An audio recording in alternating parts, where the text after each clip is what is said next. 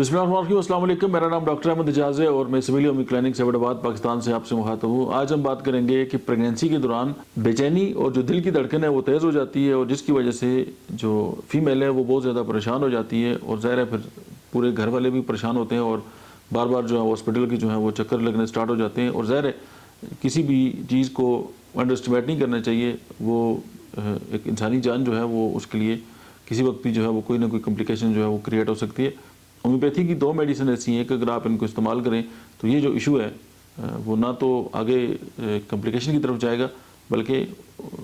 فی الفور جو ہے وہ اپنی ایکیوٹ کنڈیشن میں ہی ایڈریس ہو جائے گا۔ تو اس میں آپ ہومیوپیتھی کی میڈیسن ایکونائٹ نیپلس اور اسپونجیا ٹوسٹا جو ہے وہ آپ اس کو کنسیڈر کریں، اور 30 میں آپ اس کو دن میں 3 سے 4 بار 2 گھونٹ پانی میں ملا کے لیں، تو حمل کے دوران جو اس طرح کے ایشوز ہیں، وہ دل کی دھڑکن کا تیز ہو جانا ہے یا ایک بے چینی ہے یا انزائٹی ہے، وہ جو ہے وہ ختم ہو جائے گی۔ Thank you very much.